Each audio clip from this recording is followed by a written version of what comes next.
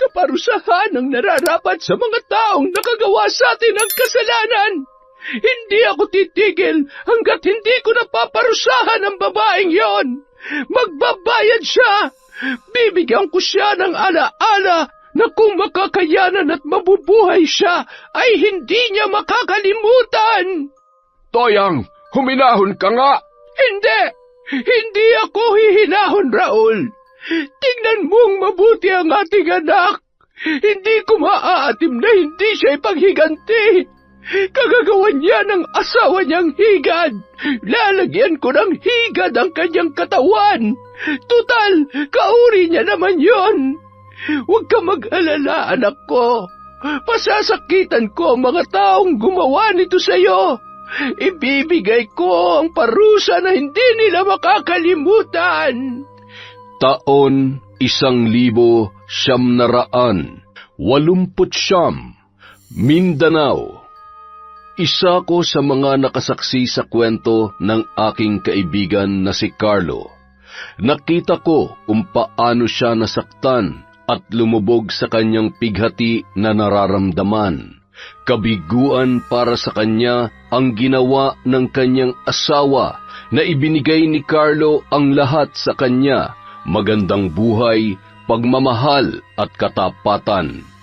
Masasabi kong ang napakapalad ng kanyang asawa dahil ang lalaking pinapangarap ng ibang babae na hindi mapalad sa asawa ay nasa kanya, ngunit sinayang at sinaktan niya lamang yun. Nakilala ko si Carlo sa ibang bansa na bahagi pa rin naman ng Asya.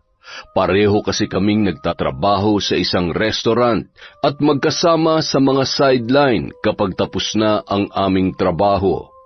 Masasabi kong isang huwarang asawa at magiging haligi ng tahanan si Carlo sa edad na 28 ay masyado nang nahasa ang kanyang utak para makilala na ang totoong laban ng buhay. Aniya, nagtatrabaho siya ng mabuti para sa kanyang asawa at sa magiging anak nila pagdating ng araw. Ay, itong ibang lahi talaga, oo. Mas marami pang chismis nila kaysa sa ginagawa. Hayaan mo na sila, tol. Basta tayo, malapit ng magbakasyon. Nakaw, tol, yung nanay ko di na magkanda-ugaga. Akalain mo, may ipapakilala daw sa akin na dalaga? Malapit ka na daw kasi mapag-iwanan. Isang numero na lang, wala ka na sa kalendaryo. Wala na nga ako sa Pebrero, tol eh. Hanggang 28 lang yun. Pero di bale, tol, nasa loto pa ako. Pero, tol, sigurado ka ba na pupunta ka sa lugar namin? Oo naman, kaya nga mauna ako sa iyong magbakasyon para masulit ko ang pamilya ko. Basta, text mo ako pag nasa Pinas ka na, ha? Isa pa, ayaw ko pang mag-asawa kaya iiwasan ko yung irereto ni nanay. Nagtawanan na lamang kami nung mga oras na yon. Nalaman ko rin na hindi pa pala alam ng kanyang pamilya na siya ay uuwi na.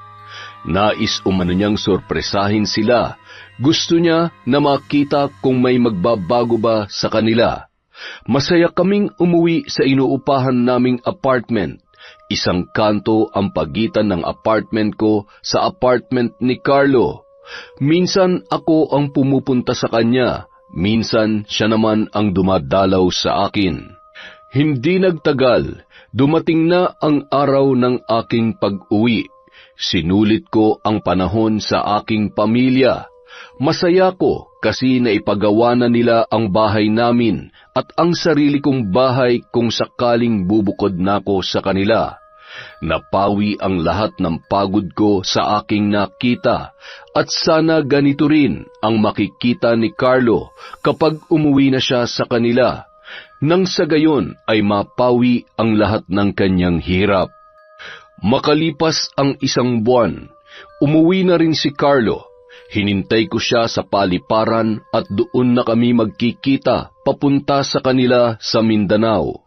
Noong una ay ayaw ng aking nanay pero sinabi ko sa kanya na gusto ko ring magliwaliw dahil sa ibang bansa wala kaming panahon para sa aming mga sarili. Masaya ko nang kami ay magkita. Masaya rin ako kasi ito ang una na mapapasyalan ko ang Mindanao. Hindi naman ako natatakot kahit nababalitaan kong mayroong mga aswang doon. Isa pa, para sa akin, wala naman yung katotohanan at hindi pa napapatunayan. Tol, kumusta? Okay naman, Tol. Ikaw, kumusta ka? Malamang nasasabik ka ng makarating sa Mindanao. Sobra, Tol. Sabik na talaga akong makita ang asawa ko. Nako, alam ko na yan. Tiyak na matinding bakbakan yan. Nagtawanan na lang kaming dalawa hanggang sa dumating na ang oras ng aming pag-alis. Halos nasa 2 oras kaming nasa Himpapawid. Narating namin ang paliparan ng Davao City na noon ay larawan ng isang lumang syudad. Hindi pa masyadong maraming gusali, hindi katulad ngayon na isa na ito sa pinakamaunlad na lalawigan sa buong bansa. Sumakay kami ng bus na maghahatid sa amin sa lugar nila Carlo. Hindi pa sementado ang mga kalsada kaya puro alikabok ang makikita mo sa daan. May mga puno pang matatayog at mga magagandang bulubundukin. Panay ang linga ko sa paligid dahil napakadalang lang ng mga kabahayan na nakikita ko.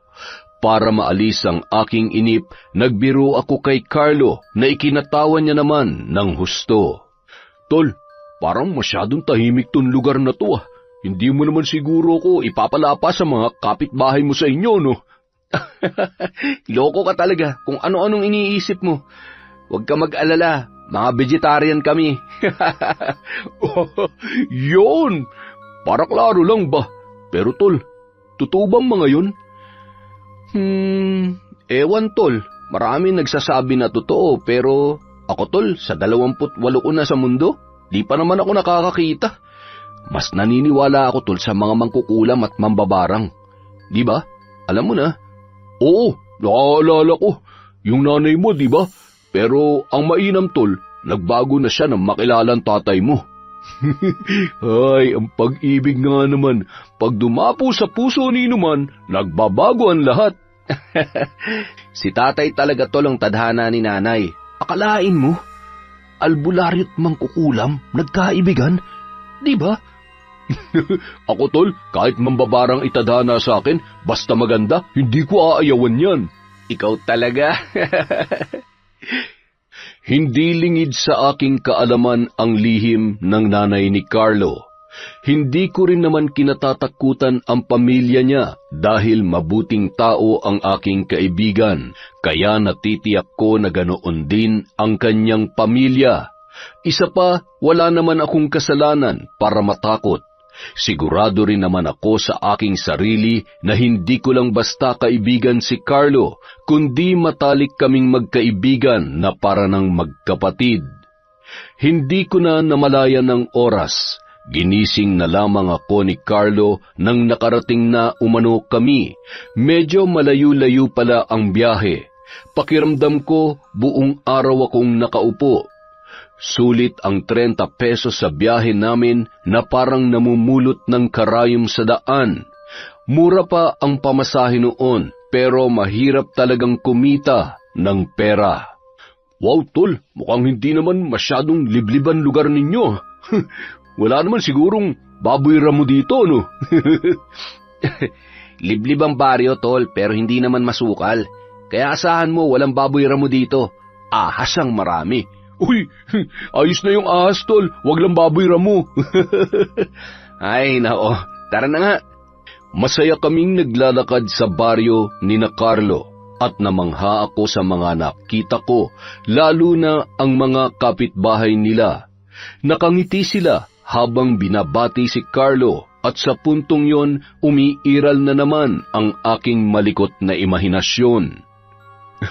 Alam mo, tol, ganitong-ganito talaga yung napapanood kong mga palabas sa lugar ng mga aswang palangiti daw yung mga tao. Buti pa, maging manunulat ka na lang, tol. Ang dami mo naiisip Oy, Carlo, nakarating ka na pala. Abay, mukhang gumagwapo ka lalo Salamat po, Mang Gustin. Malamig lang talaga doon at bihira ang araw kaya namumutla. Sige po, magkumustahan tayo mamaya. Napangiti naman ang matandang tinawag ni Carlo na Mangustin. Ngunit hindi pa kami masyadong nakakalayo ay narinig ko ang sinabi ng isang kapitbahay tungkol sa asawa ni Carlo. Hindi ko alam kung narinig niya rin yun. Pwedeng oo, pero hindi na lamang niya pinansin. Ang sabi kasi ng kanyang kapitbahay, Kawawang Carlo, hindi niya alam na iniiputan siya ng asawa niya sa ulo at ang matalik pa niyang kaibigan ang kalaguyo ng asawa niya. Pinagmasdan kong mabuti ang aking kaibigan. Hindi naman napawi ang kanyang ngiti. Makikita pa rin ang saya sa kanyang muka. Malamang hindi niya narinig ang sinabi ng kanyang kapitbahay. Parang ako patuloy ang sinukluban ng langit at lupa. Parang ako ang asawa ni Sanya dahil ako ang nasasaktan. Ayaw ko naman sabihin kay Carlo ang aking narinig dahil ayaw kong masira ang kanyang bakasyon. Hahayaan ko na lamang na siya mismo ang makahuli kung sakaling totoo man ang sinasabi ng kanyang kapitbahay. Kahit Bisaya ang salita ay may mga salita namang nauunawaan ko, katulad ng iniputan at kalaguyo na kabit ang ginamit nilang salita. Kahit matalik niya akong kaibigan, may mga bagay talaga na minsan hindi na natin dapat pinakikialaman. Basta ang mahalaga ay hindi mo iiwan ang iyong kaibigan sa oras ng kabiguan. Dinadalangin ko na lamang na sana ay hindi yun totoo, pero alam ko na may katotohanan dahil hindi naman nila sasabihin yun nang walang basehan o hindi nila nakikita. Carlo, anak! Abay, naririto ka na! Raul! Raul! Ang anak mo nandito na! Aba, ikaw nga yan, Carlo! Nay, tay, kumusta po kayo? Mabuti naman anak, mabuti. Ikaw, kumusta ka na?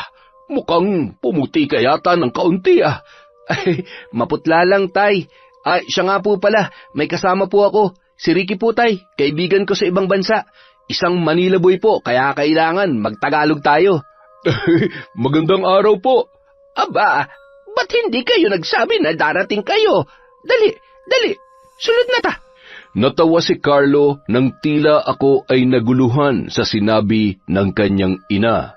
Bisaya ang pangunahing salita dito sa Mindanao, ngunit hindi naman ako nahirapan dahil sila ang nag-a-adjust para sa akin. Sa totoo lang, mababait ang mga tao dito. Maalaga sila sa kanilang bisita at tinitiyak nila na hindi ka maiilang. Sabi ni nanay, pasok na daw tayo. Ang sulod sa Tagalog ay pasok o pumasok. Balang araw, matututunan ko rin yung salitang yan. Mukhang kakaiba kasi at nakakaaliw. Nako, lalo na pag nagbiro kami, sasakitan tiyan mo sa kakatawa. At pumasok na kami sa loob ng kanilang bahay. Masasabi ko na maganda ang kanilang tahanan, na ayon sa tatay ni Carlo ay mula umano yon sa pinaghirapan ng kanilang anak. Dito nila ibinuhos ang perang ipinapadala sa kanila ni Carlo. Si Sanya naman umano ay dun sa kabilang bayan nagpatayo ng bahay para malapit sa paaralan. At kung magkakaanak sila ni Carlo ay hindi na yon mahihirapan pa sa pagpasok. Hindi pa po alam ni Sanya na nandito na ako. Nadadalaw niyo po ba siya sa bayan? Hindi pa kami nagagawi sa bahay ninyo buhat nung lumipat siya. Naging abala rin kasi kami dito. Pero madalas siyang nagagawi dito para dalhan kami ng mga gulay, karne at isda. Sigurado magugulat si Sanya, tol, kapag nakita ka. Maganda rin siguro yung naipatayo niyang bahay para sa inyo. Sana nga, tol. Mamaya pupuntahan natin siya sa bayan. Napatango na lamang ako. Pero sa totoo lang, may bahagi sa loob-loob ko na nagigilty ako dahil sa aking narinig. Ngunit ayaw ko naman yung sabihin sa aking kaibigan Dahil sabi ko nga, may mga bagay na hindi na dapat pinakikialaman. Ilang sandali pa, naghanda na si Nanay Toyang ng pananghalian. Pagkatapos kumain, ay pinaplano naming pumunta sa bayan para sorpresahin ang asawa ni Carlo. Napagpasyahan namin na dito ko mananatili sa kanilang bahay na para sa akin ay mas ayos. Mas tahimik kasi rito kumpara sa bayan. Nang matapos kaming mananghalian ay umalis na kami para puntahan ang kanyang asawa. Bahagya pang nakipag-usap si Carlo sa mga kapitbahay nila at ako ay kanyang ipinakilala. Ang iba ay namamanghang makita ko. Noon kasi kapag may mga dayo sa lugar, lalo na Tagalog o English o kahit ibang salita ay namamangha sila. Ang ganda na ng bayan ah. Ang laki na talaga ng ipinagbago rito. Dati hindi ganito to eh. Matagal na ba pre yung 3 taon? Bata ka pa pala tol nung ikasal. Bilib din ako sa iyo ah. Ang bata mo nag-asawa. Ganito talaga sa probinsya tol. Ang babata pa nag-aasawa na, lalo na kapag ganitong lugar. Pero, di naman ako nagsisisi, tol, kasi mahal ko naman yung pinakasalan ko. Tama ka, tol. Baka kung may malaman kang katotohanan, baka pagsisihan mo na. Ano? Teka, ayos ka lang ba? Kanina pa ako nagsasalita, parang wala ka sa sarili ah. Ay, pasensya na, tol. Ano nga yung sinasabi mo? Yan, kasi wala ka sa sarili mo. Ano bang iniisip mo?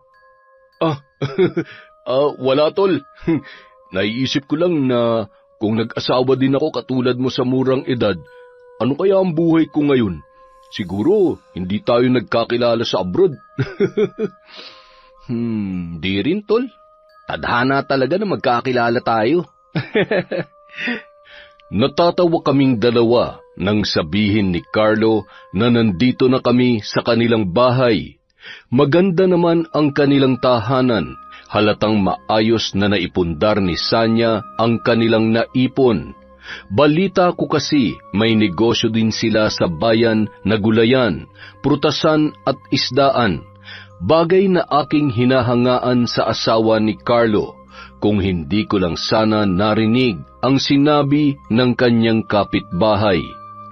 Agad kaming pumasok at nagulat ang mga nasa loob nang kami ay makita. Agad na tumayo si Sanya na noon ay nakikipag-usap sa isang lalaki sa sala. Nanlaki ang kanyang mga mata nang makita si Carlo. Ganoon din ang lalaki. Nagulat din yun. Gusto ko sanang sabihin na para silang nakakita ng multo, pero pinigilan ko lamang ang aking sarili. Mahal? Ikaw nga ba talaga yan? Kailan ka pa dumating? Kararating ko lang, mahal. Marcus, pare, nandito ka pala. Napatingin ako sa lalaking nagngangalang Marcus. Ito kaya ang sinasabing matalik na kaibigan ni Carlo. May kaibigan bang inaahas ang asawa ng kanyang kaibigan? Kung totoo ngang may relasyon sila, ibig sabihin, totoo rin na may ahas dito sa kanilang lugar. Oo pre, may pinaayos kasi si Sanya. Pinaayos ko mahal kay Marcus yung tubo ng lababo natin. Mabuti na lang wala siyang pasok ngayon kaya nakisuyo na ako. Kumusta ka na nga pala pre? Kaibigan mo? Napatingin naman sa akin si Sanya. Sakalang din niya napansin na may kasama pala ang kanyang asawa. Hindi ko alam pero iba talaga ang aking kutob. Pakiramdam ko merong namamagitan sa kanilang dalawa. Ayaw kong isipin na kakatapos lang nilang gumawa ng milagro dahil pawis na pawis pa ang lalaki. Oo, kaibigan ko siya sa ibang bansa. At taga Maynila siya kaya hindi siya masyado nakakaintindi ng salita natin. Kung magtatagal ka dito, tiyak, maiintindihan mo rin ang Bisaya. Plastic naman nito, sarap bangasan eh. Naku, malaman ko lang na totoong balita, babasagin ko yung pagmumukha mong ahas ka. Oo nga, sabi pa naman ni Carlo na mas nakakatuwa magbiruhang Bisaya. Totoo yan. Pre, dahil nandito ka na, mag-inuman na tayo. magpapakuha ako ng lambanog, ha? Umiinom ka ba ng lambanog, pre? Prehin mo yung mukha mo. Black eye ang kita dyan, eh. Di ko pa nasubukan. Mamaya, subukan natin. Napangiti naman siya at tumango, saka sinabing kukuha siya ng lambanog at babalik. Iniligpit niya ang bag na dala niya, na tila wala naman akong nakita na kagamitan sa pag-aayos ng tubo ng lababo. Nasa kanila ni Sanya ang mga mata ko dahil nais kong makumpirma ang bagay na kutob ko. Yumakap siya kay Carlo at nagpaalam. Kinamayan din niya ako at pagkuway nagpaalam kay Sanya. Hindi nga ako nagkakamali, mayroong namamagitan sa kanila dahil sa paraan ng kanilang tinginan. Makikita sa mata ng lalaki ang matinding pait at selos, habang tila nalulungkot naman si Sanya. Mahal, bakit hindi ka nagsabing darating ka? Di sana nakapaghanda ako ng pananghalian natin. Hindi tuloy ako nakapagluto. Gusto ko kasi talagang sorpresahin ka, mahal. At isa pa, nagtanghalian na kami sa bahay, kaya ayos lang kami. Hindi bale, ipaghahanda ko na lamang kayo ng masarap na hapunan at masarap na pulutan para naman may laman ng tiyan nyo kapag magiinuman na kayo. Salamat, mahal, ha? Kinagabihan, bumalik nga si Marcus kasama ang ilan sa kanilang mga kaibigan. Ipinakilala naman nila ako sa mga yun. Nagsimula ang aming inuman at masaya naman kaming nagkakausap. Ganun pa man, pasimple akong napapatingin kay Marcus na panay ang lingon sa loob ng bahay ni na Carlo. Hindi ako nagpapahalata. Napatingin ako sa mga kasama ko, lahat sila halos ay lasing na. Ako kasi hindi talaga madaling malasing. Malakas ang tolerance ko pagdating sa alkohol kahit na anong alak pa yan. Napatingin ako kay Carlo na lasing na rin. Nagtaka ko dahil hindi naman madaling malasing ang aking kaibigan. Napaisip ako na sa lambanog lang pala siya matutumba. Nasa ganoon akong pag-iisip nang makita kong tumayo si Marcus at nagpaalam para umihi. Tumango lang ako, ngunit hindi niya alam, palihim ko siyang sinundan. Sa likod ako dumaan kung nasaan ang kusina ni Sanya. Anong ginagawa mo dito? Baka mahuli ka ni Carlo. Huwag ka mag-alala, mahal ko. Lasing na ang asawa mo. Hayaan mo na ako. Ngayong nandito na yan, hindi na natin magagawa yung gusto natin. Huwag dito, baka bigla may pumasok. Dito na lang tayo, para makita mo kung may papasok. Dali na, sabik na ako sa iyo eh. Umalis ako bigla dahil hindi ko na nakayanang makita ang panglolokong ginagawa nila sa aking kaibigan. Hindi ko alam kung paano sasabihin kay Carlo ang aking nakita. Baka hindi siya maniwala sa akin. Kailangan kong gumawa ng magandang plano na magpapalantad sa kanilang ginagawa. Bumalik ako sa aming pwesto at nagkunwaring umiinom.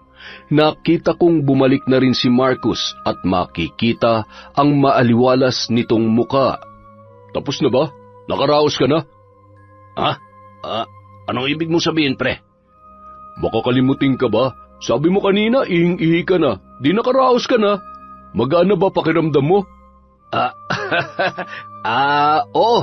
Ganito kasi talaga ako kapag umiinom eh. Palagi ako naiihi. Sayang yung iniinom mo, iihi mo lang. Mukhang tayong dalawa na lang ang magtutuloy nitong inuman ah.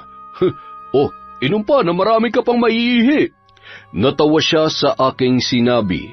Hindi ko alam kung nahuhulaan niya ang ibig kong sabihin. Pinigilan ko ang inis sa kanya. Balak ko na sana siyang lasunin ng gabing yon. Nagtimpi lamang ako at pinakalma ang aking sarili. Hindi nagtagal, nagpaalam na rin sila ng kanyang mga kaibigan. Dinala ko naman si Carlo sa loob ng bahay. Nang makapasok kami, ay agad naman akong tinulungan ni Sanya na maipasok sa kanilang silid si Carlo. Kinabukasan, umuwi muna ako sa bahay nila Carlo sa bukid.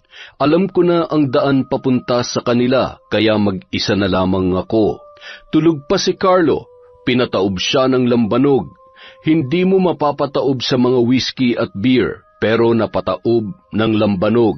Hindi niya tuloy nakita ang pagtataksil ng kanyang asawa at ang pang-aahas sa kanya ng matalik niyang kaibigan.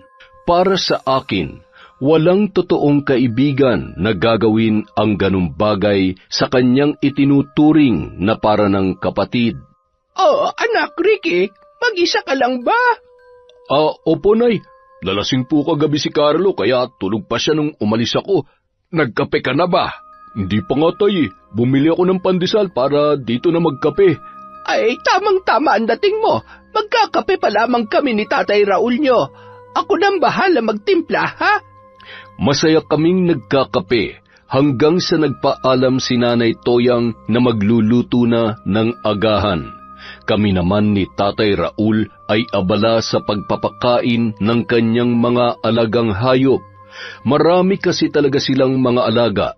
Nang matapos naming pakainin yun, naupo ako sa lilim ng puno kung saan kami nagkakape. Hindi ko namalayan ang paglapit ni Tatay Raul dahil sa napakalalim ng aking iniisip. Anak, mukhang malalim ang iniisip mo, ha? Tay, tila may bumabagabag sa'yo. Ano ba ang problema mo? Nababagot ka na ba rito? O namimiss mo na ang pamilya mo? Naku, hindi po ganun, Tay. Sanay akong mawalay sa pamilya ko ng matagal. Katunayan, mas sanay ako na palaging malayo sa kanila. Ay, mukhang mabigat ang dala-dala mo sa loob mo. Masyadong malalim ang pagbuntong hininga mo. Maaari kang magbahagi sa akin. Ituring mo na akong ama mo dahil alam kong mabuti kang tao at kaibigan ka ng anak ko. Ay, Tay, matagal na po bang magkaibigan si Marcos at si Carlo? Oo, simula nung bata pa sila ay magkaibigan na silang dalawa. Para na nga magkapatid ang mga yan dahil may pagkakataong dito na natutulog si Marcos. Matagal na nga, pero ba't nagawa niyang ahasin ng kaibigan niya? Bakit mo nga pala naitanong? Napatingin ako kay Tatay Raul. Ngumiti naman siya sa akin. Makikita sa kanyang muka ang pagiging mabuting tao. Muka na marami nang natulungan. Muli akong napabuntong hininga. Pakiramdam ko napakalaking pasanin ang aking daladala sa aking kaloob-looban na hindi ko alam kung paano babawasan. Magsabi ka lamang at ako'y makikinig. Ay, Tay, wala po ako sa lugar para magsalita, pero hindi ko maatim na parang iniiputan si Carlo sa ulo ng asawa niya. Matalik kong kaibigan si Carlo at itinuring ko na rin siyang nakababata kong kapatid, kaya nasasaktan ako sa nangyayari, Tay. Teka, ano ba ang ibig mong sabihin? Sasabihin ko, Tay, pero huminahon lang po kayo, ha? Huwag kayong mabibigla. Ay, si Marcos at si Sanya po, niloloko si Carlo. May namamagitan po sa kanilang dalawa. Ako mismo nakakita sa kusina sa ginagawa nilang pagtataksil sa kaibigan ko. Pero bago yan, narinig ko na sa isang kapitbahay niyon tungkol dyan nung dating namin dito kahapon. Nagulat si Tatay Raul sa aking sinabi, ngunit mas pinili niyang ikalma ang kanyang sarili. Nakiusap siyang wag munang ipaalam kay Nanay Toyang ang aking natuklasan dahil ayaw niyang may gawing hindi maganda ang kanyang asawa. Napapatingin naman siya sa akin habang sinasabi ang katagang yun. Hindi na rin ako naggulat kung ano ang kanyang ibig sabihin dahil naiintindihan ko. Sabi ko nga, hindi naman lihim sa akin ang totoong pagkatao ni Nanay Toyang. Ilalantad ko ang kataksilan nila, Tay. Hindi ako papayag na parang ginagawa nilang tanga si Carlo. Mabuting tao ang anak ninyo. Hindi niya dapat maranasan ng ganun. Ay. Masaya ako, Ricky, dahil nagkaroon ng kaibigan ng aking anak na katulad mo. Nasa ganoon kaming tagpo nang dumating sina Carlo at Sanya, kasama ang walang hiyang si Marcus. Napaisip ako kung gaano ba kakapal ang mukha ng lalaking yon na nagawa pang sumama sa kanilang bahay. Naramdaman kong mahigpit akong hinawakan ni Tatay Raul sa aking balikat. Napatingin ako sa kanya. Napatango pa siya na tila ba sinasabing magkunwari kaming walang alam. Tol, narito ka na pala. Iniwan mo ako dun ah. Nagmano sila nang makalapit kay Tatay Raul. Napahawak pa ako sa kanyang balikat na tila pinapakalma siya dahil nanggagalaiti na siya nang magmano si Marcos at Sanya. Nakita ko namang pigil na pigil si Tatay Raul sa kanyang galit. Nasa ganoong kaming tagpo nang tawagin ni Aling Toyang si Carlo at sabay-sabay silang lumapit kay nanay at nagmano. Tay, kalma lang ha. Akala ko ba huwag tayong magpapahalata? Parang mauuna ka pang manuntok eh. Kalma lang tay. Relax ka lang. Ay, alam ko na ang pakiramdam mo anak. Talaga namang nakakapanggigil nga pala. Iba pala kapag kaharap mo na sila. Oo nga tay, basta huminahon ka lang. May lalantad din natin yan. Sabay pa kaming napatingin kay Nanay Toyang nang tinawag niya kami para mag-agahan. Napatango pa kami ni tatay sa isa't isa at sabay na pumasok sa loob ng bahay. Naabutan pa naming dalawa na nakaupo na ang tatlo kasama si Nanay Toyang. Halina kayo't mag-almusal na tayo. Masaya si Carlo na nagkukwento tungkol sa kabataan nila ni Marcus, kung paano umano naging saksi ang tahanang ito sa kanilang pagkakaibigan. Tawang-tawa naman si Marcus habang pinapakinggan ang kwento ni Carlo. Sa totoo lang, parang gusto ko siyang bangasan nung mga oras na yon. Pakiramdam ko, nag-akyatan lahat ng dugo ko sa ulo dahil sa inis na aking nararamdaman. Nakakatuwang isipin na ang tahanang ito ang piping saksi sa lahat ng karanasan ninyo. Kung makakapagsalita lang sana ang tahanan, no? Para maikwento niya nangyayari sa loob niya, pribado man o hindi. Hindi ba, Sanya? Nagulat sila sa aking sinabi, maliban kay Tatay Raul. Nakita ko namang tila namutla si Sanya, habang si Marcos naman ay tila ba pinagpapawisan. Nasa ganoon silang pagkagulat nang tumawa ko ng malakas at inayos ang aking pagkakaupo. Para malaman natin, Sanya, kung nung kabataan nila napag-uusapan ba nila mga babae o kung sino bang unang naging nobya ng mga babaeng yan. Oo nga. Balita ko, maraming nagkakagusto kay Carlo nung kabataan niya. Nako, si Marcus ang maraming naging kasintahan. Naalala mo si Tanya, Marcus? Sabi mo, una't huling pag-ibig mo yon, di ba? Napatingin ako kay Marcus na napapatingin sa tila galit sa kanyang si Sanya. Payak naman siyang tumawa at sinabing bata pa lang siya noon. Isa pa, nasa Maynila na umano si Tanya at malabo nang makabalik pa dito sa kanilang lugar. Paano kung bumalik si Tanya? Anong gagawin mo, Marcus? Malabo na yun, pre. Baka nga may asawa na yun eh. Kung sakali lang naman, wala naman sigurong magagalit, di ba? Kaya, halimbawa lang naman, may magagalit ba, pre? Ay, wala naman. Kung babalik siya, hindi ko pa alam. Depende siguro sa sitwasyon. Nang matapos kaming mag-agahan, sinabi ni Tatay Raul na kung maaari ay dito muna mamalagi si Sanya sa kanilang bahay. Tutal, 3 naman ang kanilang kwarto.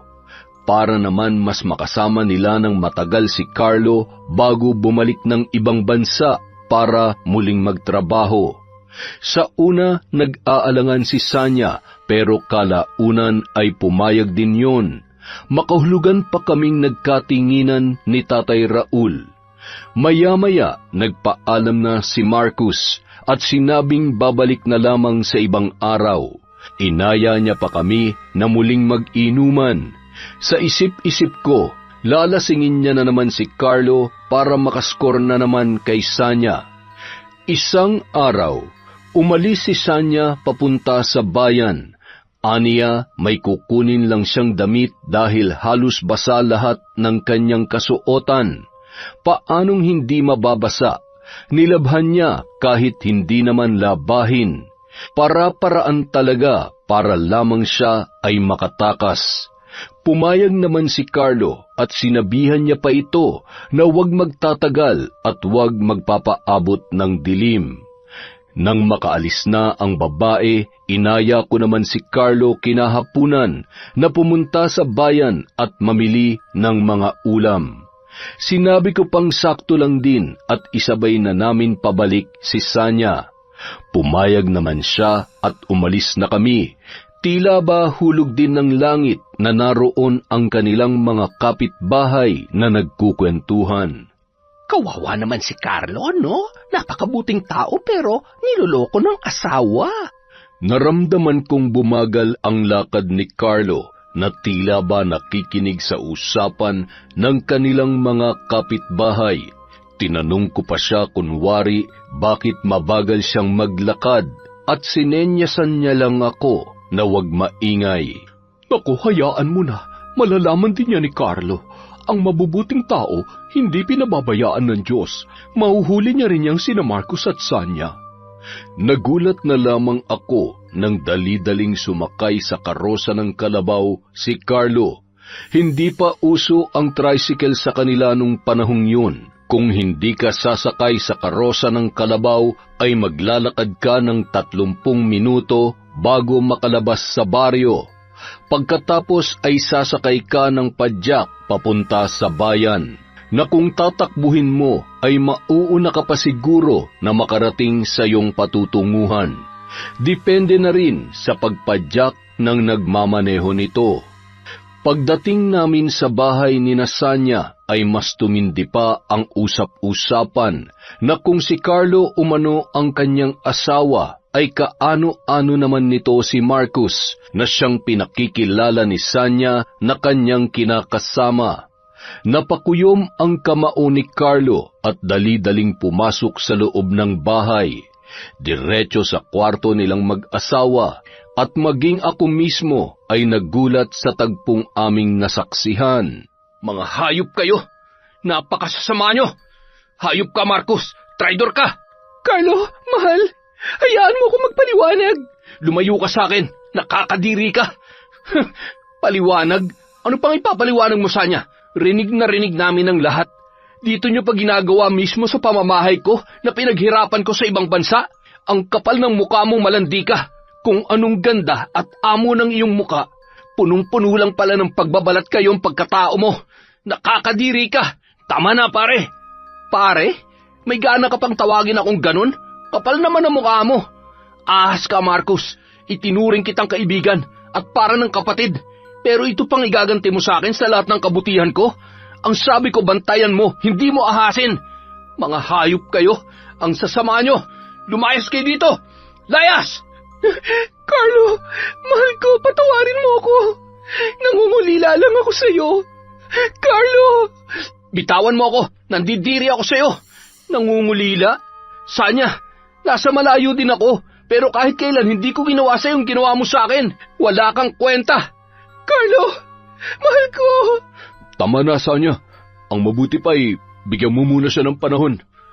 At ikaw namang gago ka. Etong sa'yo. Kulang pa yan sa kagaguhan mo.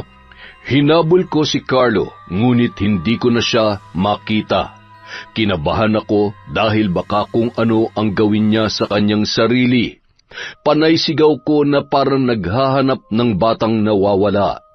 Hindi ko na alam kung ano ang aking gagawin. Isang padyak driver ang nagsabi na hinatid niya si Carlo sa may ilog, kaya dali-dali akong sumakay sa kanya para magpahatid din doon. Mainam na lamang at may kabataan pa ang nagmamaneho, kaya mabilis ang kanyang pagpapatakbo. Nanlaki ang mga mata ko nang makita ko si Carlo sa tabi ng ilog na wari ko'y magpapakalunod. Kaya dali-dali akong bumaba Pati ang padyak driver ay bumaba na rin. Carlo! Carlo! Tol!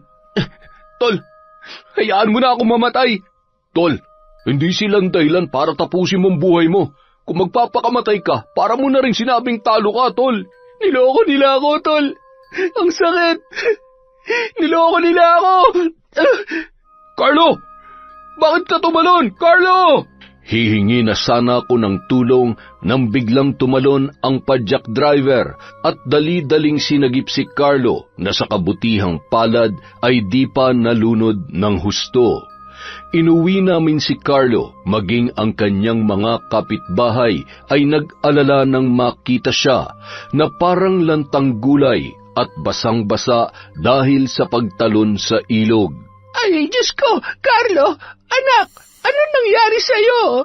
Iniakyat ng mga kapitbahay ang nananamlay na si Carlo habang panay naman ang iyak ni Nanay Toyang. Tay, natuklasan po ni Carlo ang lahat. Muntik na siya magpakamatay. Tumalon po siya sa ilog. Ay, ito na nga ba ang kinakatakutan ko? Tiyak akong hindi papayag ang Nanay Toyang mo na hindi makaganti. Sabay pa kaming napatingin sa bahay nang biglang nagsisigaw sa iyak si Carlo. Maging si Nanay Toyang ay napapasigaw na rin. Nagkatinginan pa kami ni Tatay Raul bago umakyat sa taas. Nakasalubong pa namin ang mga pababang kapitbahay. Anak, ano ba nangyari sa'yo? Napaano ka ba? Hayop. Mga hayop sila. Mamatay na kayo, mga hayop kayo. Mamatay na kayo. Anak, Carlo, huminahon ka. Ano ba nangyari? Ricky, anong nangyari sa kanya? Napayuko na lamang ako nang magtanong si Nanay Toyang. Sa halip na sumagot, ay humikbi na rin lamang ako ng palihim. Sa totoo lang, marami akong kinatatakutan noong mga oras na yun. Natatakot ako na baka makagawa ng kasamaan si Nanay Toyang na alam kong isang mabuting tao. Alam ko kasi, maliban sa kwento ni Carlo, ang mga kapitbahay din ang nagpapatunay na isa siyang mabuting tao sa kabila ng pagkakaroon niya ng itim na kapangyarihan. Ayon sa kanila, wala pa namang sinasaktan si Nanay Toyang sa kanyang mga kapitbahay. Madalas pa nga silang tulungan noon sa tuwing sila ay may karamdaman sa pamamagitan ni Tatay Raul. Nagtutulungan sila na manggamot ng mga taong kinulam ng kapwa mangkukulam at mambabarang ni Nanay Toyang. Gusto ko na mamatay. Hayop ka, Marcos. Tinuring kitang kaibigan pero inahas mo ko. Bakit ang asawa ko pa? Bakit? Nanlaki ang mga mata ni Nanay Toyang nang marinig ang sinabi ng kanyang anak. Makikita mo sa kanyang mga mata ang gulat at pait sa narinig. Napayuko na lamang ako nang mapatingin siya sa akin para kumpirmahin kung totoo ba ang kanyang narinig. Totoo ba ang sinabi ng aking anak, Ricky? Umamin ka sa akin. Pinagtaksilan ba siya ng kanyang asawa at ni Marcos? Nanay Toyang, opo, totoo po yun. Mga hayop na yon! Humanda sila sa akin! Asawa ko, Toyang, Noy, huminahon po kayo. Ano ang kasalanan ng aking anak? At bakit ginawa nila yon? Naging mabuti tayong mga magulang kaysa niya at hindi natin siya pinag-isipan ng masama. Nagpapakahirap ang anak ko sa ibang bansa para sa kanilang kinabukasan. Ngunit ano ang ginawa niya? Gaganti ako. Gagantihan natin sila, anak ko. Toyang, kung ano man yung iniisip mo, huwag mo nang ituloy. Kaparusahan ang nararapat sa mga taong nakagawa sa atin ng kasalanan. Hindi ako titigil hanggat hindi ko napaparusahan ang babaeng yon. Magbabayad siya Bibigyan ko siya ng alaala na kung makakayanan niya at mabubuhay siya, ay hindi niya makakalimutan. Toyang, huminahon ka! Hindi! Hindi ako hihinahon, Raul. Tingnan mong mabuti ang anak natin. Hindi ko maaatim na hindi siya ipaghiganti. Kagagawan niya ng asawa niyang higad. Lalagyan ko ng higad ang katawan niya. Tutal kauri niya naman yon. Huwag kang mag-alala, anak ko. Masasakitan ko ang mga taong gumawa nito sa iyo. Ibibigay ko ang parusa na hindi nila makakalimutan. Toyang naman, hayaan mo na lamang na Diyos ang magparusa sa kanila. Mauunawaan ng Diyos ang gagawin ko dahil mararamdaman din niya kapag nasaktan ang kanyang anak. Ganyan din ang nararamdaman ko ngayon, Raul. Nasasaktan ako para sa ating anak. Napuno ng pighati ang araw na yon. Naiintindihan ko si Nanay Toyang dahil kung ang nanay ko ang may kapangyarihan katulad niya ay gagawin din noon ang lahat para sa akin.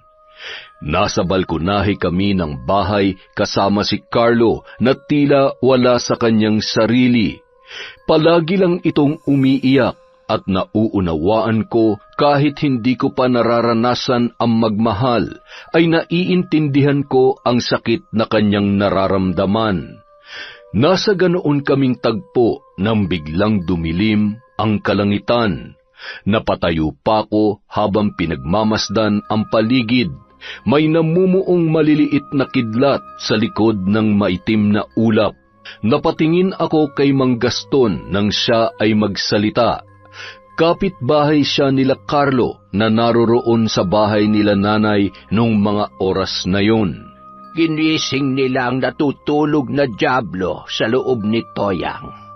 Alam mo ba, Ricky, mas mahirap galitin ang mga mababait na tao dahil kapag sila ay nagalit, napakabangis. Narinig ko ng malinaw ang bawat katagang binibigkas ni Nanay Toyang mula sa isang silid na ipinagbabawal niyang aming pasukin. Maririnig ang kanyang sigaw sa aming kinaroroonan mula sa loob ng kanyang kinalalagyan. Diyos ng kadiliman, dinggin mo ang panawagan ng iyong abang lingkod. Pakinggan mo ang pagsusumamo ng puso ng isang inang nasasaktan. Ito ang aking alay. Ipagkaloob mo lamang ang aking hiling. Pahirapan mo ang 2 taong nagtaksil sa aking anak. Malalakas na kulog at kidlat ang namayani sa buong paligid. Napayuko kami ni Mang Gaston sa takot na baka tumama ang kidlat sa aming kinaroroonan. Sinabi ni Mang Gaston na huwag munang tatayo dahil mapanganib pa. Hinila ko naman si Carlo na sa mga panahong yon ay panay pa rin ang iyak. Mga higad ang ipapadala ko sa katawan ni Sanya. Tuwing sasapit ang 6:00 ay susuka siya ng higad na halos kanyang ikamatay. Dinggin mo, Diyos ng kadiliman, ang aking pagsusumamo. Sa tuwing sasapit ang 6:00, susuka ng sinulid ang lalaking si Marcos. Hindi mapuputol at titigil sa paglabas ang sinulid hanggang sa matapos ang 6:00. Dinggin mo, Hari ng Kadiliman. Dinggin mo ang iyong abang lingkod. Halos mapasigaw kami at ang iba pang mga kapitbahay nang biglang may tumamang napakalakas na kidlat sa isang malaking puno. Sinabayan pa ng nakakatakot na tunog ng kulog na akala mo'y bilyong tambol ang pumupukpok sa langit. Dumilim bahagya ang paligid na sinabayan pa ng malakas na hangin.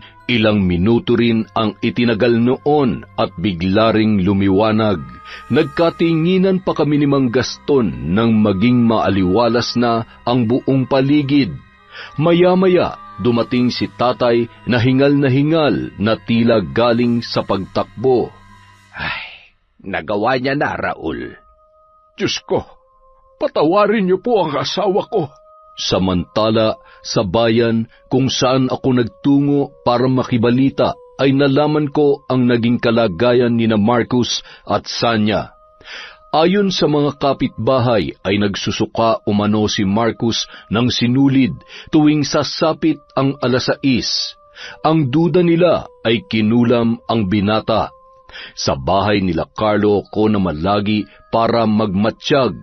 Utos din yon ni Tatay Raul para makibalita kung ano ang nangyayari. Mag-6:00 na noon nang makarinig ako ng takbuhan ng mga tao. Pakiramdam ko'y papunta sila sa bahay ni Marcus. Walang dalawang sabing ako ay bumangon at pumunta sa kanilang bahay. Maging ako ay nagulat sa aking nasaksihan. Nagsusuka ng sinulid si Marcus, sinulid na pantahi ng damit. Nagsisigawan ang kanyang mga magulang dahil sa takot.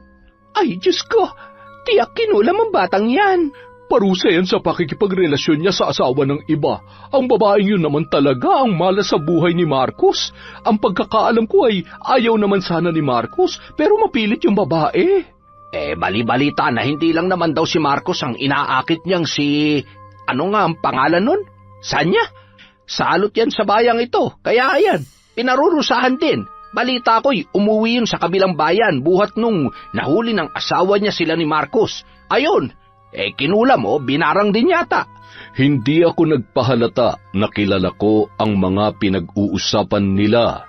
Hindi ko alam kung dapat ba kong maging masaya sa sinapit ng dalawa. Ngunit kasalanan din nila ang nangyari. Kung hindi nila sinira ang tiwala ni Carlo, ay hindi naman sila mapaparusahan. Napatingin ako kay Marcus nang halos magmakaawa na ito. Kitang-kita sa mukha niya ang matinding paghihirap. Patawarin mo ako. Inakit niya lamang ako. Matindi ang pagsusuka ni Marcus na may kasama ng dugo. Halos mapigtas na rin ang kanyang mga ugat sa leeg at lumuluwa na ang mata sa kakasigaw. Muli akong napatingin sa loob nang sumigaw ang kanyang magulang. Halos masuka rin ako sa nakita na ang suka niya'y may kasama ng uod. Ang kanyang balat ay lumulobo na akala mo ay may lalabas na kung anong insekto.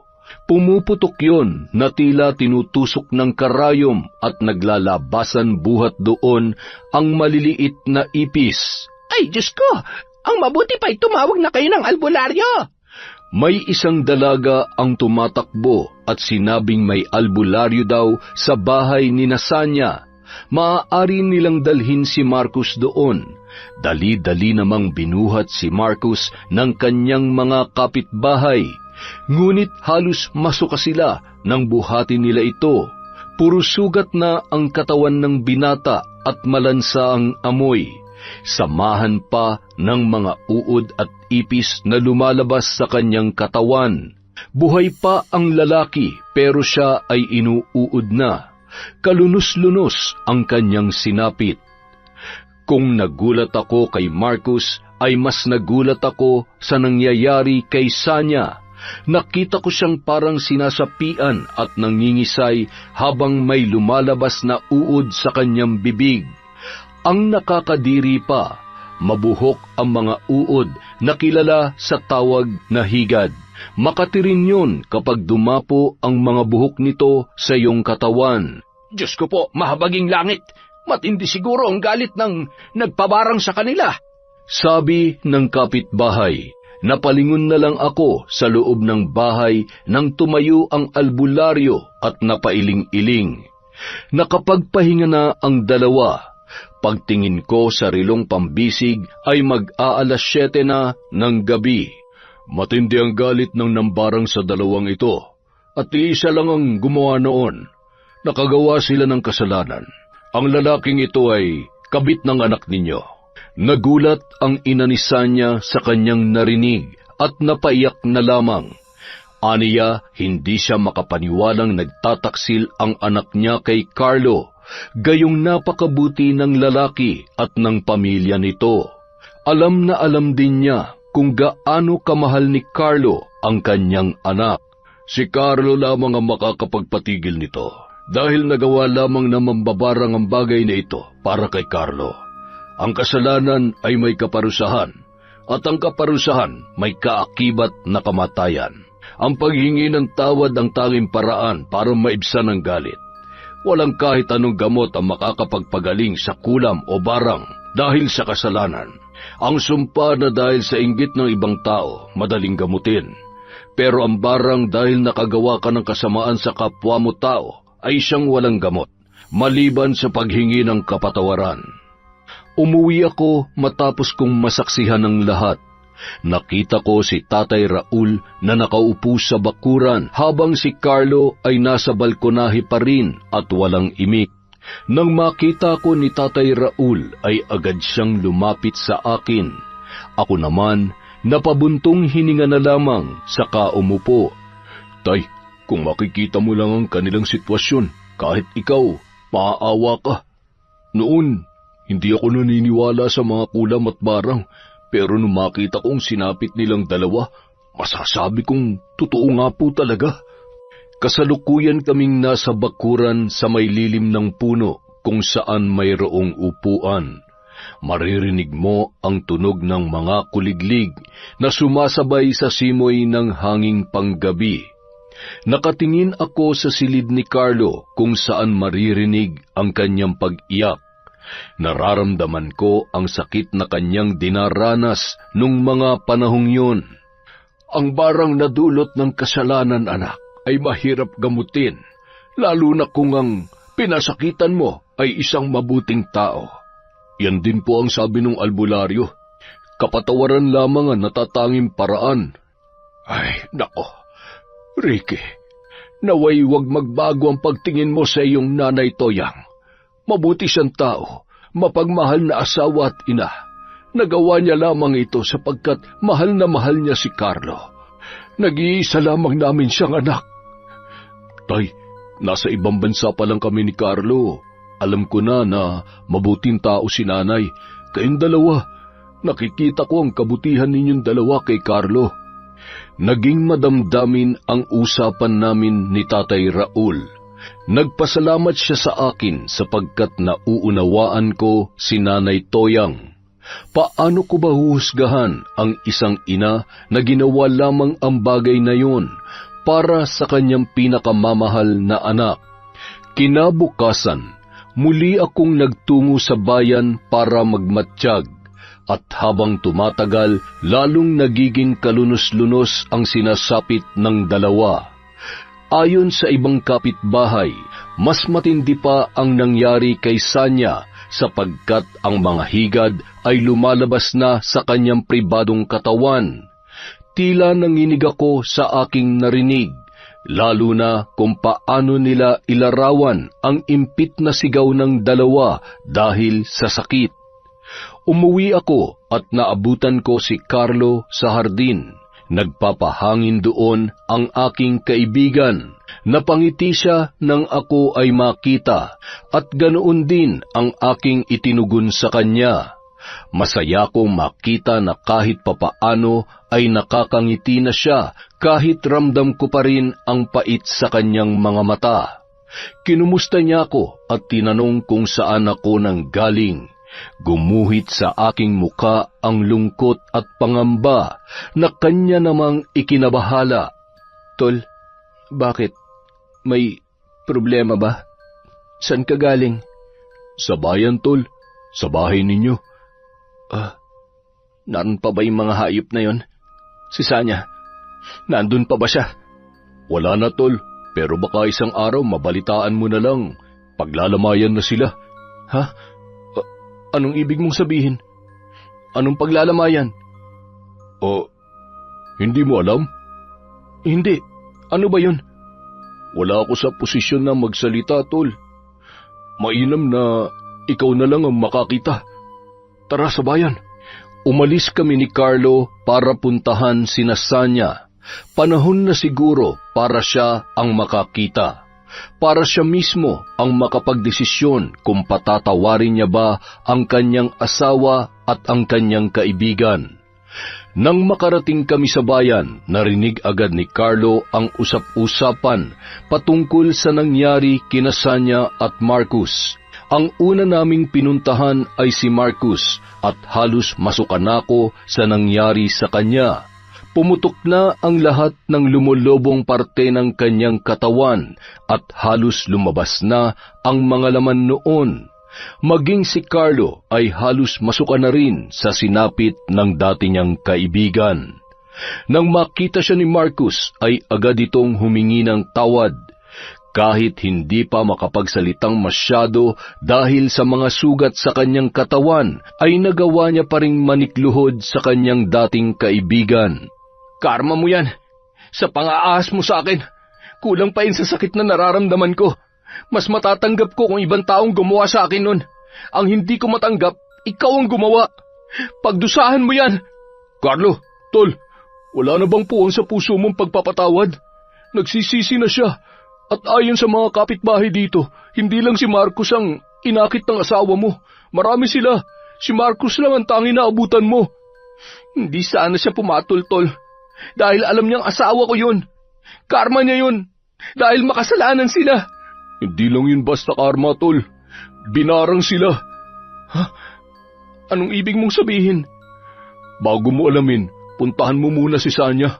Baka sakaling kahit nakagawa sila ng kasalanan sa iyo magawa mo pa rin patawarin.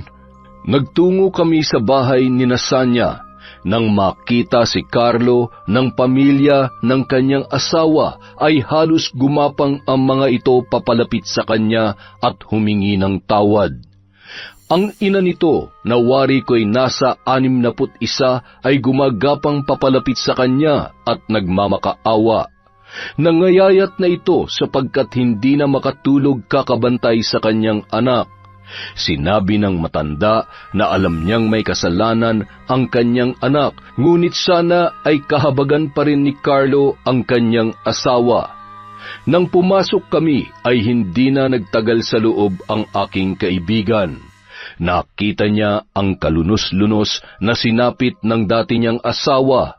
Ang mga higad at uod ay lumalabas sa lahat ng parte ng kanyang katawan, maliban sa mata.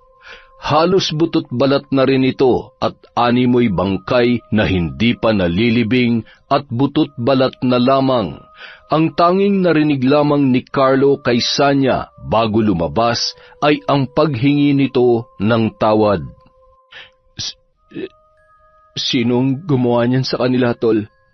Hindi na lamang ako umimik at sa pamamagitan ng pananahimik ko ay alam na ni Carlo kung sino ang may kagagawan noon. Nanlaki ang kanyang mga mata habang sinasabi na kailangan na naming umuwi. Ngunit bago pa man kami makaalis ay nagsisigaw ang dati niyang asawa. Pumasok kami at halos pinagsisihan ko kung bakit ako sumama. Hindi ko talaga makakalimutan ang nangyari kung paano halos napupunit na ang balat ng babae na tila hinihila nito. At kapag nahati ang balat ay may lalabas na mga insekto sa kanyang katawan. Tumakbo si Carlo at sumunod naman ako. Alam ko na kung saan siya pupunta. Pagdating namin sa kanilang bahay ay nagsisigaw siya na tinatawag ang pangalan ng kanyang ina. Nagtataka naman sila Mang Gaston na sumunod. Nakatayo kami sa ibaba habang si Carlo ay pumasok sa loob ng kanilang tahanan. Si Tatay Raul naman na galing sa gubat para maghanap ng halamang gamot ay nagulat kung bakit nag-uumpukan kami sa loob ng kanilang bakuran. Magtatanong pa sana siya nang marinig ang boses ni Carlo mula sa itaas. Nay, ba't mo namang ginawa yun? Alam kong kayong gumawa nun sa kanila dahil sinaktan ka nila. Sinaktan nila ang kaisa-isa kong anak. Nay, oo, sinaktan nila ako, pero hindi ko hiniling na gantihan mo sila. Kung makikita mo lang ang sitwasyon nila ngayon, hindi mo gugustuhin na mangyari sa akin yun, Nay. Nakikiusap ako. Bawiin mo na ang sumpa mo. Pakiusap, Nay. Ganun na lamang makadali sa'yo para sabihin yan. Ha, anak? Hindi mo alam kung saan ang pinaghuhugutan ko ng galit dahil hindi ka pa naging isang magulang. Kapag magulang ka na, ay mauunawaan mo ang lahat. Nay, huwag mo nang ilubog ang sarili mo sa kasamaan. Darating ang panahon, iiwan niyo rin ako. Nanaisin mo ba na habang buhay akong usigin ang konsensya ko dahil ako ang dahilan kung bakit niyo nagawa yun? Nay, nasaktan lang ako, pero hindi ako namatay. Babangon din ako, Nay. Mahirap pero kayang-kaya ko to. Pagdating ng araw, tatawanan ko na lamang ang sakit na nararamdaman ko ngayon. Pero ang pamilya ng binarang ninyo, hindi nila makakalimutan kung ano ang nangyari sa kanilang mga anak. Iyon ang mabuti. Ang magdusa sila dahil sa kalokohan ng kanilang mga anak. Nay, ano ka ba? Wala ba kayong takot sa Diyos? Dahil sa galit binabalot na ng kasamaan ng puso ninyo. Kayo pa ba nanay ko? Parang hindi na. Nay, nakalimutan nyo na ba? Nasa kabila ng pang-aasar sa akin noon na anak ako ng mambabarang. Si Marcos lang ang tanging tao na hindi natatakot sa inyo.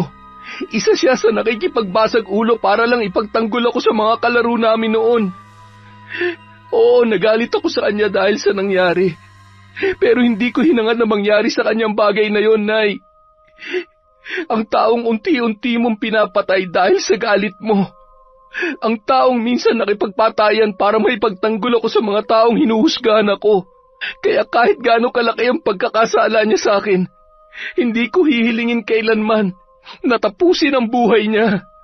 Narinig kong umiyak noon si Nanay Toyang, kaya umakyat kaagad si Tatay Raul para tingnan ang kanyang mag-ina. Bawiin niyo na ang sumpanay.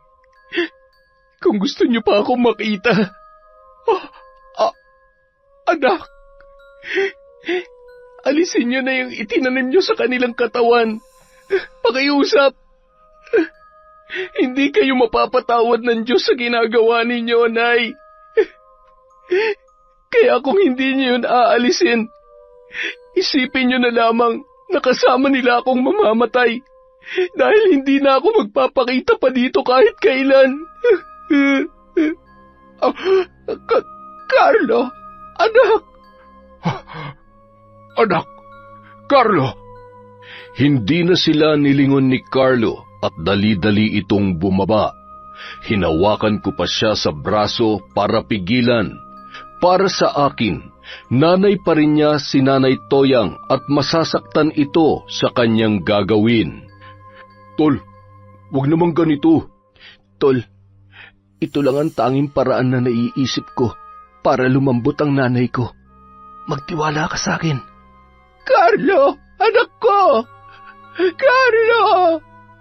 Nauunawaan ko ang gustong ipahiwatig ni Carlo noong mga oras na yon.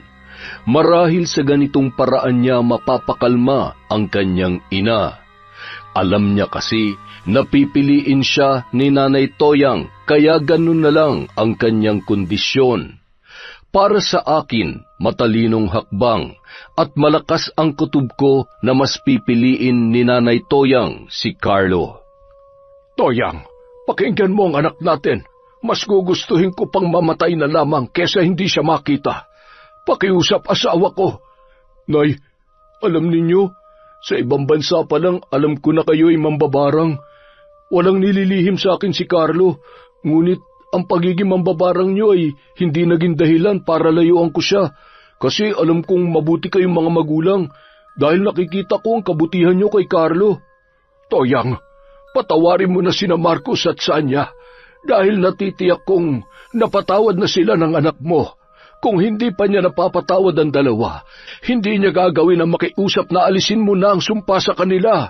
Nay, tanggalin niyo na po ang sumpa. Si Carlo na lamang po ang isipin ninyo. Oo nga naman, Toyang. Katulad ng pagpapatawad ko sa iyo noon nang malaman kong si Raul ang mahal mo. Napatingin kami kay Mang Gustin nang marinig namin ang kanyang sinabi. Napakamot na lamang sa ulo ang matanda at sinabing kalimutan na lamang namin ang aming mga narinig.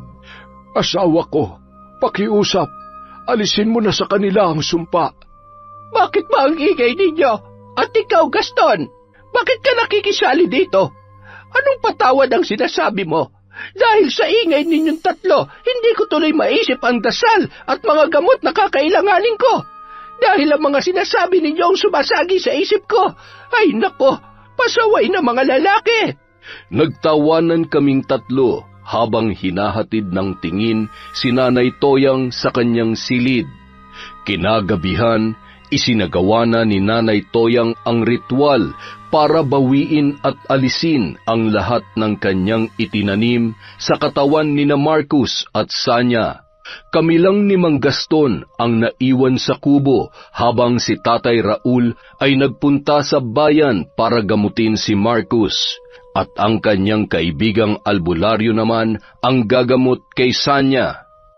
Mahaba ang naging ritual ng mambabarang. May pagkakataon na nahihirapan si Nanay Toyang sa pag-aalis ng mga itinanim niya dahil sa kanyang mga salaguron. Ang ibang salaguron ay ayaw pumayag na bawiin ni Nanay Toyang ang sumpa, pero may bahagi naman ng kanyang mutya ang pumayag. Nakita ko kung paano nilabanan ni Nanay Toyang ang lakas ng kanyang sariling kapangyarihan. May pagkakataon na napapaubo siya ng dugo, bagay na aking ikinabahala. Nay, ayos lang po ba kayo?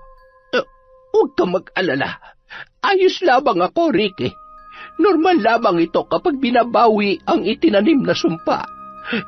Sige na, mapanganib para sa'yo kapag narito ka. Lumabas ka muna. Bumaba akong muli at nagpatuloy si Nanay Toyang sa kanyang ginagawa.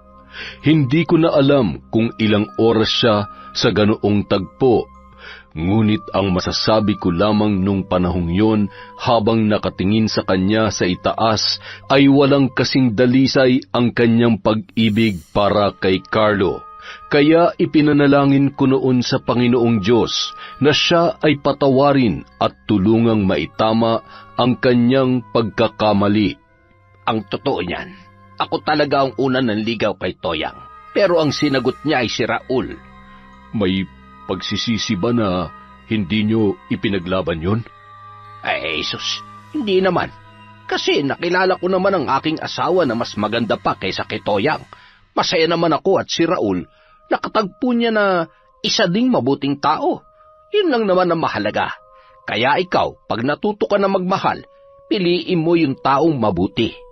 Napangiti na lamang ako sa sinabing yon ni Mang Gaston, saka ko ibinalik ang aking tingin kay Nanay Toyang na abala sa kanyang pagriritual. Sana matapos na ang kaguluhang ito at magkapatawaran na sila, nang sa ganon ay mawala na ang problema ng buong pamilya. Nang matanggal na ni Nanay Toyang ang kanyang mga itinanim, gumaling na sina Sanya at Marcus. Bagaman hindi pa nila nababawi ang kanilang lakas, ay nagpunta sila sa bahay ni na Carlo para harapin ang buong pamilya nito. Ako naman nakikinig lang sa kanila, tahimik na nagmamatsyag. Ako na po ang una magsasalita. Carlo, patawarin mo ako sa ginawa ko. Alam ko na walang kapatawaran na nagawa ko sa iyo. Nagpadala ako sa pangungulila ko. Alam ko na naging tapat ka sa akin. Ako lang ang hindi naging tapat sa ating relasyon. Patawarin mo na ako. Hindi mo kailangan lumuhod. Hindi naman ako Diyos para gawin mo yan. Hindi. Hayaan mong gawin ko to. Dahil sa ganitong paraan ko mababayaran ang ginawa ko. Hayaan mo ako pakiusap, Carlo. Magalit ka sa akin, kasuklaman mo ako, sumbatan mo ako, para maibsan lahat ng sakit na nadarama mo. Tatanggapin ko lahat ng masasakit na salita. Dahil alam ko kulang pa yan sa lahat na nagawa ko at idinulot ko sa iyo. Sanya, tama na. Tumayo ka na. Oo, masakit ang ginawa mo. Ninyo ni Marcus. Hindi agad-agad mawawala ang sakit na yon. Ngunit ang galit ay wala na. Panahon lang ang makapagsasabi kung kailan maghihilom ang sugat na idinulot ninyo. Ganyan talaga ang buhay. Hindi lahat ng panahon masaya. Patawarin mo rin ako sa ginawa ni nanay. Nagawa niya yun dahil sa pagmamahal niya sa akin. Nagawa niya din yun dahil hindi niya akalain na magagawa mo sa akin yun.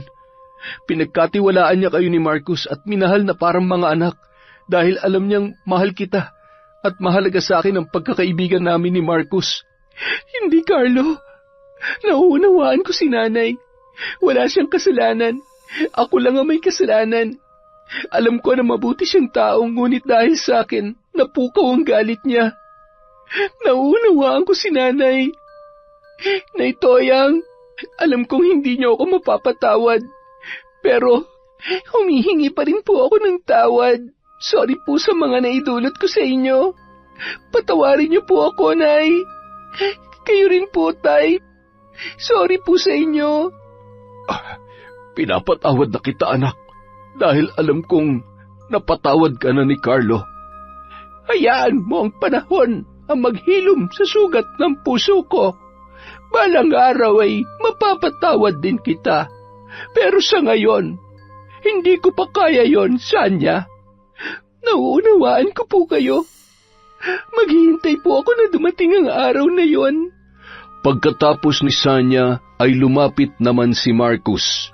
Inalalayan pa siya ng kanyang kapatid dahil nang hina siya dulot ng kanyang pangangayayat.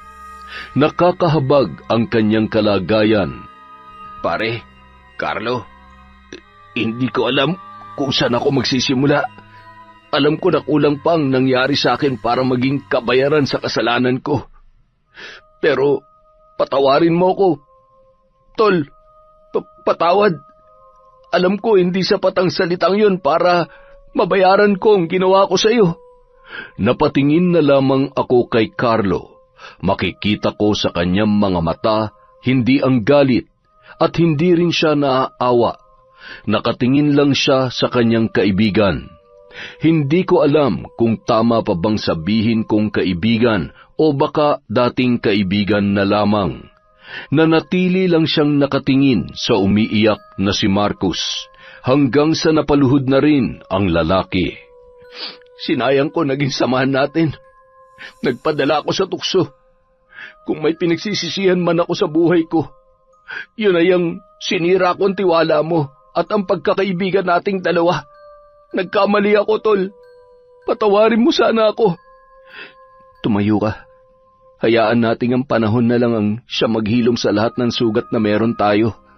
At ikaw, Sanya, alam ko na kahit magkabalikan tayo, hindi mo pa rin kakayanin kapag nalayo ako. Kaya mainam na palayain na lamang kita at tapusin na lamang natin ang lahat. Nakita ko ang sakit sa mga mata ni Sanya nang marinig ang sinabing yon ni Carlo. Pero mas pinili niyang yumuko, umiyak at tumango na lamang dahil nakikita ko rin na buo na ang desisyon ng aking kaibigan. Mahirap sa akin ang desisyong ito, Sanya. Pero alam mo yan, dahil alam mo rin kung gaano kita kamahal. Panahon na para mahalin ko rin ang sarili ko. Magpagaling ka. Ibalik mo ang iyong lakas at magsimula ka muli. Kung mahal mo si Marcus, sana'y siya na ang huli. Maging tapat ka sa kanya, dahil kahit hindi siya naging tapat sa pagkakaibigan namin, naging tapat siya sa pagmamahal niya sa iyo. Ako, magsisimula akong muli at babangon muli. Babalik ako sa ibang bansa at doon ko bubuuin ang aking sarili. Pero, Carlo, kasal tayo sa mata ng... Hindi, Sanya. Pag-iipunan ko ang pagpapawalang bisa sa kasal natin. Nang sa ganun, pareho na tayong maging malaya. Ilang sandali pa, tumayo na si Carlo at umalis. Kami naman ni Nanay Toyang ay sumunod na lamang sa kanya. Alam kong mahirap para kay Carlo ang lahat. Mahirap dahil ipinaubaya niya ang alam niyang mahalaga sa kanya. Walang iba kundi si Sanya. Walang araw noon na hindi niya ikinukwento sa akin ang kanyang kasintahan. Halos buong araw na lamang si Sanya ang laman ng aming usapan. Kaya alam ko kung gaano niya ito kamahal at kung gaano kahalaga para sa kanya. Pagdating namin sa bahay ay nag-usap kami nila Nanay Toyang. Isang madamdaming pag-uusap na hanggang sa kasalukuyan ay aking naaalala. Mga alaala na hindi ko makakalimutan dahil nakita ko kung gaano nila kamahal ang isa't isa. Anak, patawarin mo sana si nanay. Hindi ko sinasadya na magawa ang bagay na yon. Mahal na mahal kita dahil ikaw ang nag-iisa naming anak. At ikaw ang pinakamahalagang regalo na natanggap ko. Dahil sa iyo, nalaman ko ang tunay na kaligayahan at kahulugan ng buhay. Binigyan mo ng kulay, kayo ng tatay mo ang dating malungkot at madilim kong mundo. Patawarin mo sana ako. Patawarin mo si nanay. Alam ko, Nay, na nagawa mo lamang yun dahil sa pagmamahal niyo sa akin. Nauunawaan ko po kayo. Dahil bata pa lang ako, alam ko na kung gaano niyo ako kamahal. Patawarin niyo ako, Nay. Dahil sa akin nakagawa kayo ng kasalanan na hindi niyo dapat ginawa. Mahal na mahal ko po kayo ni tatay. Mahal na mahal ka rin namin, anak. Baka naman gusto niyo akong isali dyan. Nandito rin po ako. O siya, halika na nga. At dumating na ang araw ng pag-alis namin ni Carlo. Malungkot man, ngunit nangako kaming magbabakasyon ulit. Naging madamdamin ang aming pag-alis at maging ako ay naging malungkot din. Napamahal na rin kasi sa akin sina Nanay Toyang at Tatay Raul, maging ang mga mababait nilang kapitbahay na medyo may kakatihan ang dila. Dahil sa lugar na ito, natuto ako sa maraming bagay. Makalipas ang 1 taon, ibinigay na lamang ni Carlo ang bahay niya sa bayan kina Sanya at Marcus. Tuluyan na rin nilang napatawad ang isa't isa at tuluyan ng kinalimutan ang mga bagay na hindi na dapat alalahanin pa. Ilang taon pa ang lumipas hanggang sa napawalang bisa na ang kasal ni Sanya at Carlo, at sa puntong ito ay may bagong pag-ibig na rin ang aking kaibigan. Walang iba kundi ang aking kapatid. Alam ko na magiging masaya rin sila at maging ako dahil bayaw ko na si Carlo na alam kong tapat kung magmahal. At lalo kaming naging masaya nung magkaroon na sila ng anak. Umuwi kami ng Pinas para magbakasyon at masayang-masaya ang aming mga magulang dahil sa bagong dating na pamilya. Taon 2004 at 2009 na maalam na sa mundo sina Nanay Toyang at Tatay Raul. Pero nagpatuloy pa rin ang buhay namin at naging masaya sa ibang bansa. Yon, isa na naman pong magandang kwento mula sa Kwentong Enteng. Dahil dyan, meron na naman tayong shout out. Simulan po natin kina Maria Grace at Roberto Grefalja. Hi po kay Lady Dam. Hello kay Susan Oberascher from Austria. Kay Sol Digman. Kay Vicky Yabut. Hi kay Willie Galvez. Hi po kay Aris Acero. Shout out kay Ana Maria Lanza. Kay Mami H7W. Kay John Chris from Pangasinan. Shout out po kay Liza Manalo. Kay Leonora Atienza. Kay Dion Holter. Kay Virginia Pontillas. Kay Marites Nalika. Hi kay Mary Jane Katil, kay Monica Nieves and family, kay Michi Ito from Yokohama, Japan, kay Mila Muldes from Bulacan, kay Heart Jacqueline TV. Hello po kay Almira Africano, kay Condesa, kay Noemi Garcia Pabunan. Hi Sarayoso, Puhawan at Kakalja family, sa Sibayan family from Pangasinan, kay Brethart Vahelidad, kay RG Dan Bansag from Hong Kong. Hi kay Cristel J. Moreno from Kuwait. Kay Kurt Mina. Hello po kay Miss Maura. Kay Kuya Vicente Official. Kay Mukbanger 21 Mix. Hi kay Chona Bainosa. Salve Fajardo. Marilu Umbal. Cynthia Camacho. Merlin Villeza. At Zia San Pedro from Al-Hasa, Saudi Arabia. Hi po kay Sweet Mommy. Kay Lian from Vegas. Kay Cat Burglar Cutie. Hi kay Melinda Concepcion. Hello kay Kim Rialco from Mandaluyong City. Kay Marian Tamashiro. Hello po kay Lucia from Spain. Kay Glenda Gilyado. Hi kay Chander de Guzman. Hello po kay Alma Naong. Kay Vicky Yabut. Kay Jerlyn Batal. Kay Arvi Tiong. Hi kay Manisan Mamot Mapadtaya. Kay Rosette Ersando. Kay Lent TV2 at kay Michelle Esperon from Quezon City. Maraming salamat po sa walang sawang pakikinig sa Kwentong Enteng.